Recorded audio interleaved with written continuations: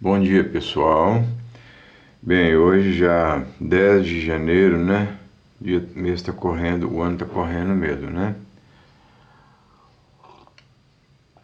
Hoje eu vou contar um conto para vocês que eu já contei aqui uma vez, mas eu não dei tantos detalhes. Trata-se de um conto, né? Que foi psicografado por irmão X, pelo espírito do irmão X, por meio do médium Chico Xavier, né?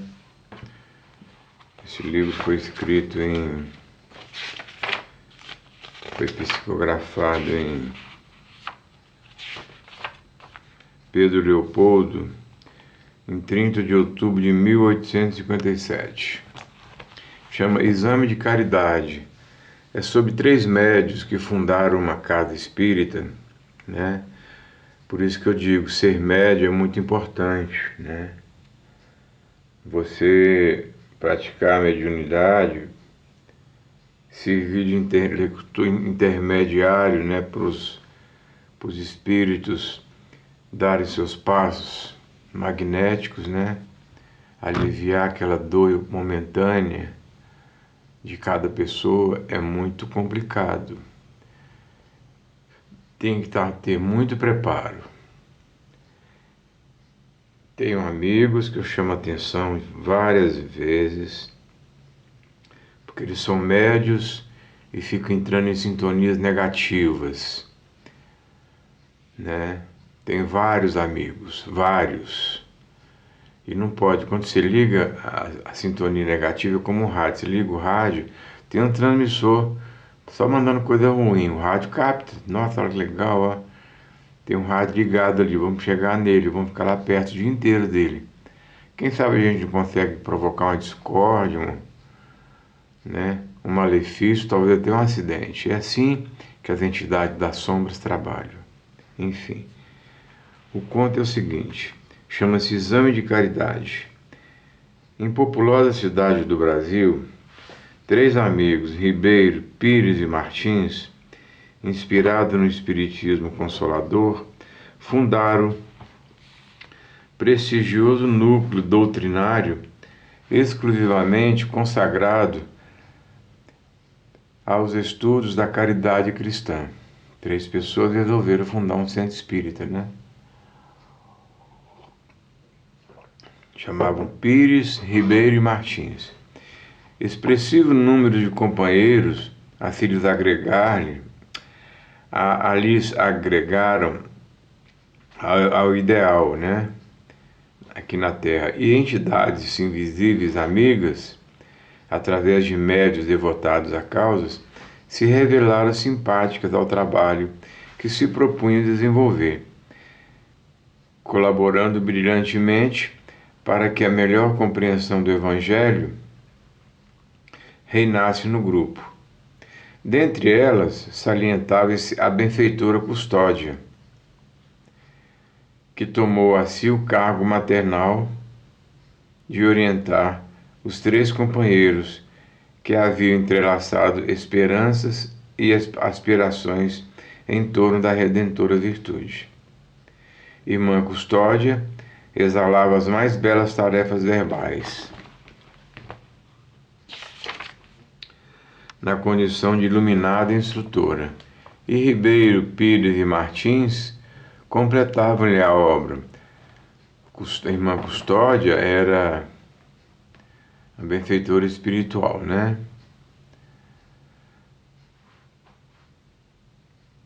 E Ribeiro, Pires e Martins completavam-lhe a obra, proferindo comentários luminosos junto à comunidade acolhedora. Livros edificantes eram interpretados com inimitável brilho. Eles faziam leituras maravilhosas com interpretações mais bonitas ainda, né?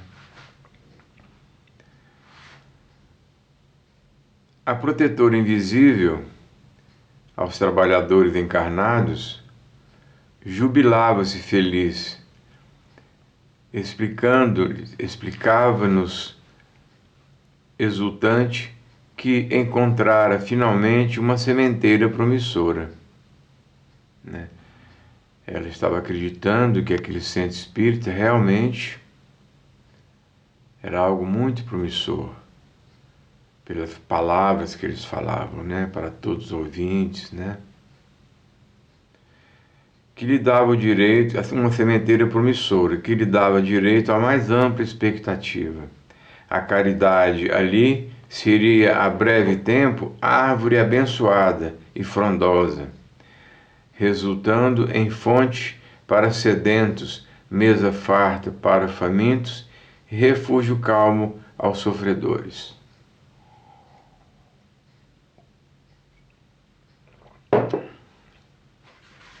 Conferências evangélicas multiplicavam-se em admiráveis torneios oratórios. Convertera-se a casa num florilégio precioso. Cada irmão na fé, amparando-se, sobretudo, nas convicções dos três fundadores, incansáveis nas preleções reconfortantes, era portador de observações fraternas e convincentes. Inúmeros estudiosos visitaram com enlevo aquele reduto iluminativo e, ao se despedirem, quase sempre tinham lágrimas copiosas nos olhos, né? Ante a emoção recolhida nos discursos sublimes. Autores quais Richer, Delane e Crookes, inclinados às pericrições científicas, quando lidos em semelhantes parlamentos de amor, soavam estranhamente, porque, no fundo, a instituição era um templo exclusivamente dedicado ao Evangelho Salvador. Avizinhando-se o 10º aniversário da instalação, o 10º ano de fundação, né? Custódia, a benfeitora, pediu aos três, né, Ribeiro, Pires e Martins, que fizesse orações comemorativas especiais. As irradiações da caridade do alto visitariam os três pilares humanos daquela obra divina e, por isso, convidava os três a solenizar o acontecimento com palavras de louvor ao Mestre dos Mestres, né? Jesus. Ribeiro, Pires e Martins exultaram de contentamento. Combinaram pronunciar 3 palestras diferentes no dia indicado. Um deles falaria sobre o tema caridade e humanidade. O segundo falaria sobre caridade e iluminação. E o último sobre caridade e harmonia. Os temas que eles escolheram para falar no dia da comemoração do 10º aniversário da fundação do Centro Espírita, daquele Centro Espírita. Houve preces tocantes. Chegada a noite de paz e luz no templo ornado de flores, os três, a trindade, né, quer dizer, a trindade orientadora, os três rapazes, né, encantaram os ouvintes com as suas dissertações renovadoras e inspiradoras. Houve preces tocantes de mistura com lágrimas insofreáveis.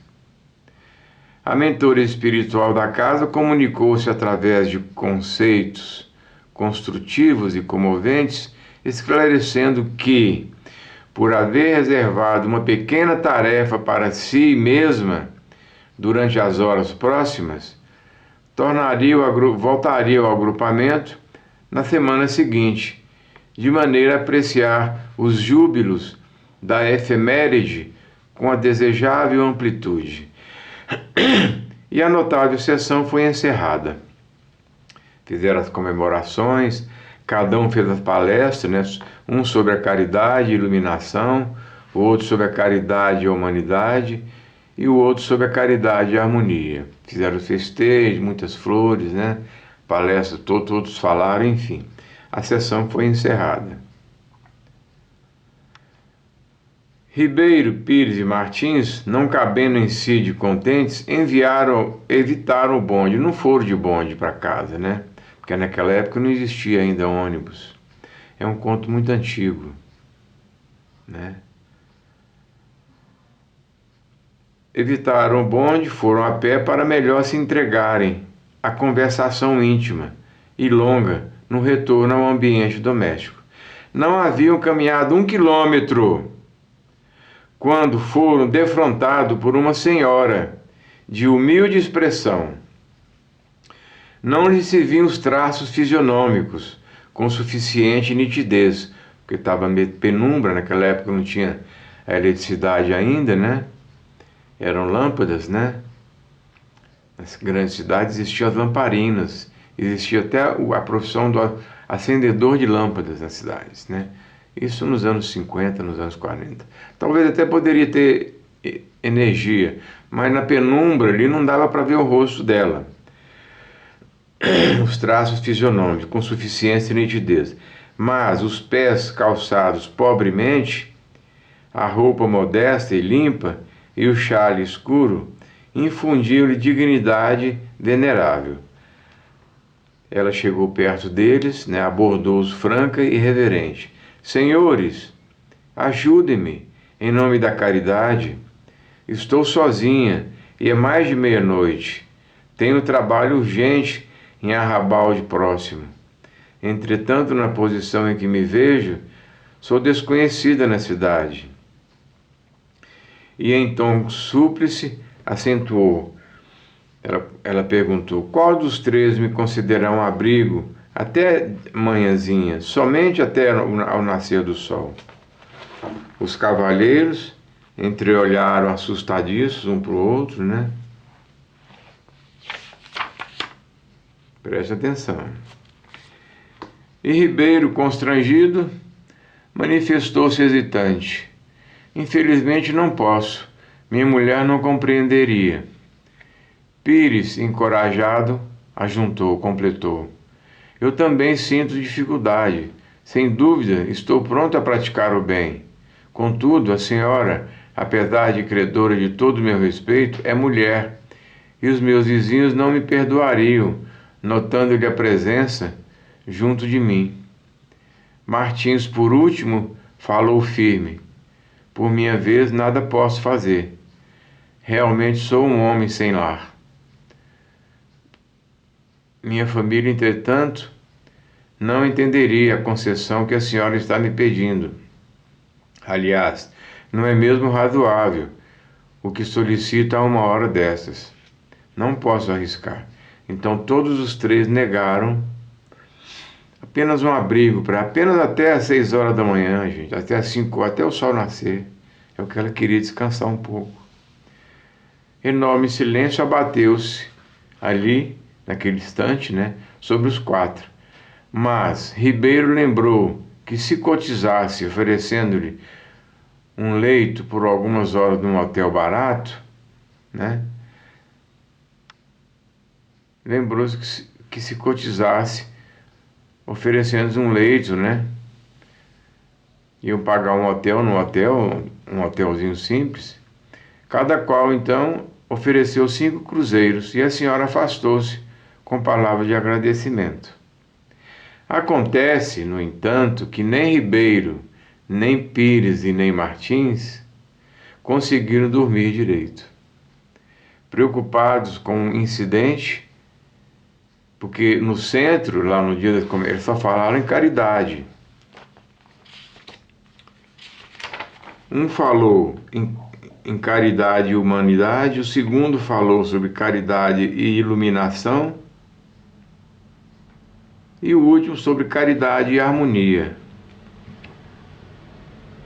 Que caridade é essa que eles falaram e não praticaram, não colocaram em prática, né? Isso eu sempre falo, gente, sempre falo. Não conseguiram dormir, preocupados com o incidente, ergueram-se antes do amanhecer e encontraram-se infinitamente surpreendidos na porta da pensão modesta que haviam indicado para aquela mulher, para a forasteira. Algo lhe feria Algo lhes feria a consciência e o coração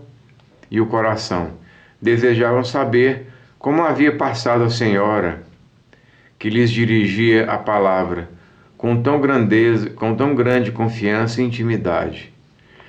Não conseguiram, porém, a mínima notícia, até que não conseguiram pedir informação. Ninguém viu a senhora, ninguém deu informação. Os hotelzinhos eles visitaram, ninguém deu informação de uma senhora que chegou lá mais da meia-noite para dormir.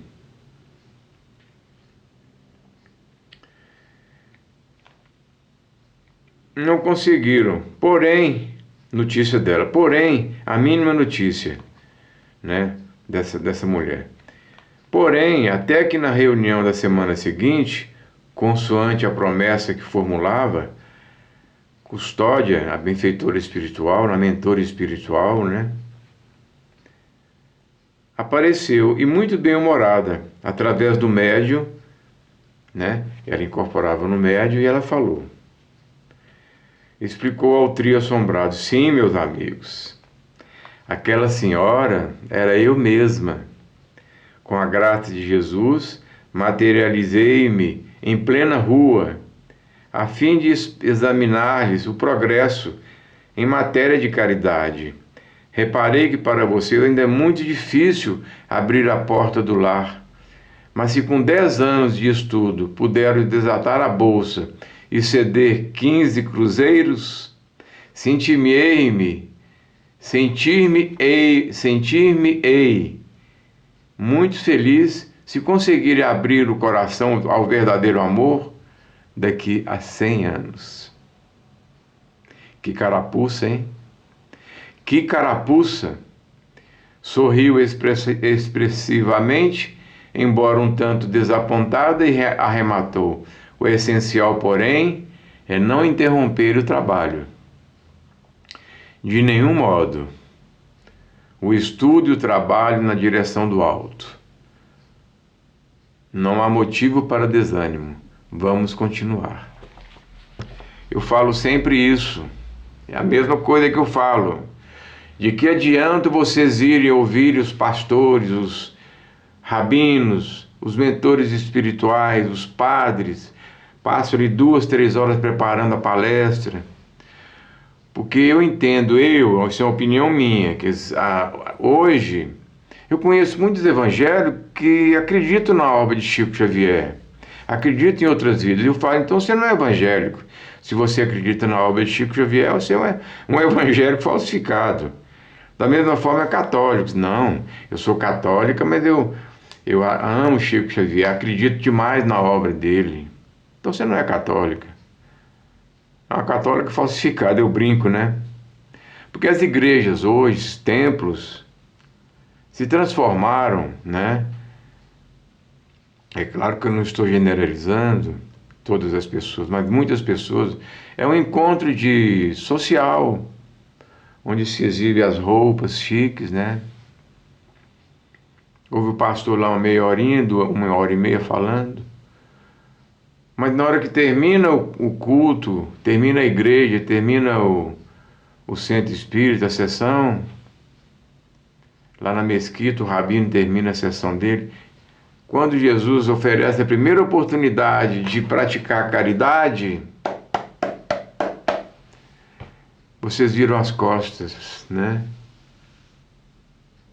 Do que adiantou, né, eles ter fundado o Centro Espírita, 10 anos, palavras é bonito demais, eu falo aqui, mas será se eu faço a caridade? Eu procuro fazer dentro do que eu posso. Eu já levei loucos para minha casa, quando eu estava na polícia, loucos andando na rua, pegando chuva, pegava, põe no meu carro, você dorme lá em casa, amanhã cedo você vai caminhar, continua seu roteiro. Várias vezes. Não foi nem 3, nem 4, nem 5 vezes. E eu era solteiro. Eu não estava nem aí porque o pessoal falava da cidade. Pô, será que esse policial é pederasta, levando o homem para casa dele? Eu não me interessava. Eu levei uma vez um senhor tão sujo, tão sujo. Eu falei, mas o senhor não quer tomar um banho? Não, seu Lauro, eu vou ficar aqui no canto. Eu vou ter um colchonete, ele dormiu. Mas um fedor tão grande que eu tive que fechar a porta do quarto. Ele comeu, ele bateu um prato dessa altura aqui, ó. Tomou água. O senhor não quer tomar um banho? Não, seu Lauro, tá bom. Eu era polícia, ele morria de medo de mim. Todos eles morriam de medo de polícia. Eu fiz isso várias vezes. O meu prazer era levar marmitex. Tinha um posto de gasolina lá, um posto perto, não vou citar o nome, porque o dono já morreu, já está no plano espiritual. Eu ia lá pedir marmitex para ele. Eu fazia alguns favorezinhos para ele, né, assim, de polícia mesmo. Ele era tão avarento, que ele pedia para tirar os pedidores de esmola da porta do posto. Eu falei, ó, da porta eu posso tirar, seu. Não vou falar o nome dele não, porque a gente tem respeito com os mortos, né? Mas olha, eles estão lá na área do DNE, aquela área é livre, eles podem ficar, mas atrapalha. Eu não vou tirar dali não, não vou tirar daqui do seu restaurante, eu tiro. Era um restaurante grande, posto enorme. E aí eu chegava lá embaixo, falava, ó, eu preciso de 4 marmitex. Eu vou pagar metade, você paga metade. Eu falei, já sei o que você quer, né, Laura? É para dar para esse andarilho, né? Você não tem jeito mesmo, não, né, Laura?